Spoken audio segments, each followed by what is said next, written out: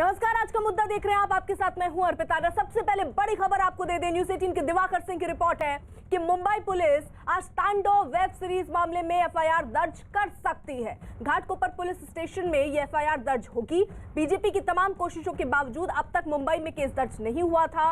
अब तक सिर्फ शिकायत दर्ज की गई थी, जिसको लेकर यह कहा जा रहा था पुलिस की तरफ से कि अब इस पर विचार कर रही है और उसके बाद एफआईआर दर्ज होगी। लेकिन अभी जो बड़ी जानकारी सामने आ रही है वो ये कि मुंबई में अब एफआईआर दर्ज हो सकती है। बीजेपी के नेता राम कदम घाटकोपर पुलिस स्टेशन पहले ही पहुंचे थे। उन्होंने वहां जाकर एफआईआर दर्ज कराने की कोशिश की थी। शिकायत उस वक्त दर्ज हो गई थी लेकिन एफआईआर दर्ज नहीं हुई थी। लेकिन अलग अलग जगहों पर इस वक्त एफआईआर दर्ज है। लखनऊ में भी एफआईआर दर्ज हुई है इसको लेकर, और लखनऊ से एक टीम पुलिस की मुंबई कल रात पहुंच भी गई है।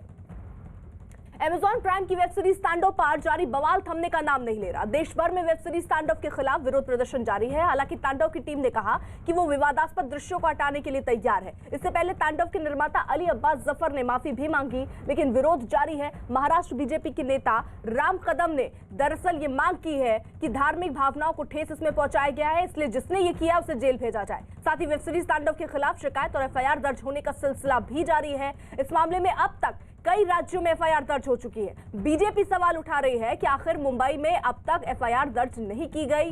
राम कदम के मुताबिक एफआईआर मुंबई पुलिस को दर्ज करनी चाहिए, क्योंकि इस वेब सीरीज को बनाने और दिखाने वालों के दफ्तर मुंबई में ही हैं।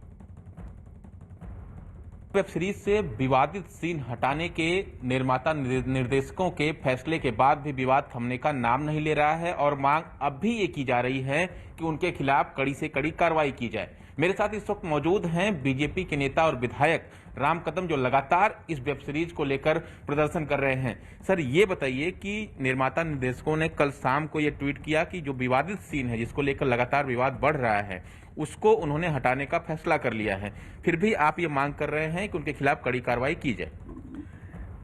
देखिए, तांडव वेब सीरीज के मामले में ये सोची समझी इंटेंशन के तहत, षड्यंत्र के तहत ये साजिश है। और ये साजिश केवल और केवल ओछी पब्लिसिटी मिले, चीप पब्लिसिटी मिले, सोशल मीडिया पे, टेलीविजन पर सब दूर उनकी वेब सीरीज की बात हो और जिस कारण वो लाखों करोड़ों रुपया कमाए, इसके लिए ये साजिश की गई है।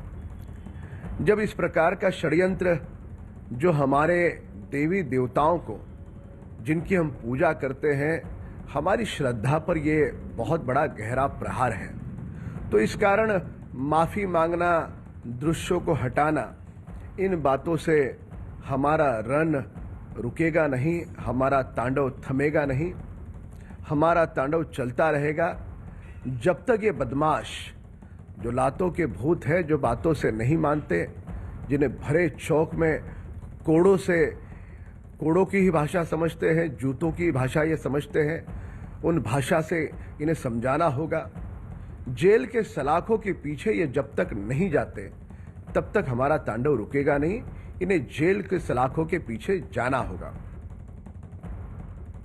कुछ खास सहयोगी इस वक्त साथ हैं। मुंबई से दिवाकर सिंह हमारे साथ है, मुंबई के बांद्रा पुलिस स्टेशन से पारस धामा हमारे साथ है, दिल्ली में विजय गोयल के घर से प्रियंका कांडपाल इस वक्त हमारे साथ हैं। जल्दी से दिवाकर का रुख कर लेते हैं क्योंकि उनके साथ राम कदम इस वक्त मौजूद है, बीजेपी के नेता। दिवाकर, जरा उनसे पूछिए कि अब किस तरीके की मांग वो कर रहे हैं, और ऐसी जानकारी भी है कि आज मुंबई पुलिस एफआईआर इस पूरे मामले पर दर्ज भी कर लेगी, उस पर क्या कह रहे हैं वो? देखिए, जाहिर तौर पर अर्पिता, राम कदम इस वक्त मेरे साथ हैं, जो लगातार घाटकोपर पुलिस स्टेशन में प्रदर्शन कर रहे थे और अब शायद पुलिस जो है कहीं न कहीं जागी है और एफआईआर लेने की बात कही जा रही है।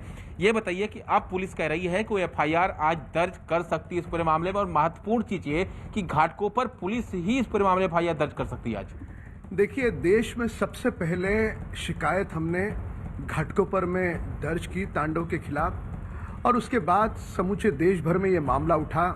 अन्य दलों के नेताओं को भी जबरन कहो या आस्था से कहो, उन्हें भी इसमें कूदना पड़ा।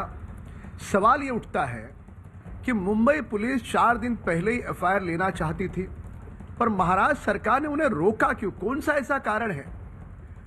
यहां पर योगी सरकार चंद मिनटों में एफआईआर दर्ज करती है, पर महाराष्ट्र की सरकार 4 दिन के बाद भी हमें कानूनी सलाह लेनी है, इस बात करती है। कहीं ये दबाव है सर, कहीं ये दबाव है कि यूपी पुलिस यहाँ पे आ चुकी है, इसलिए हो सकता है। स्वर्ग में स्वर्गीय बाला साहब ठाकरे जी की भी आत्मा योगी जी को साधुवाद देती होगी, धन्यवाद देती होगी, क्योंकि जो उम्मीद उन्हें अपने दल शिवसेना से थी पर सिंहासन के लालच में शिवसेना कर नहीं पाई, वह बात देवताओं के प्रति, आस्था के प्रति जो गहरा प्रहार था, उसके खिलाफ योगी जी ने कदम उठाया। महाराष्ट्र सरकार को हम चेतावनी देना चाहते हैं, यदि आज उन्होंने एफआईआर दर्ज नहीं किया तो हमें जबरन मंत्रालय के सामने प्रखर धरना करना होगा। अब हम स्वयं घाटकोपर पुलिस थाने जा रहे हैं।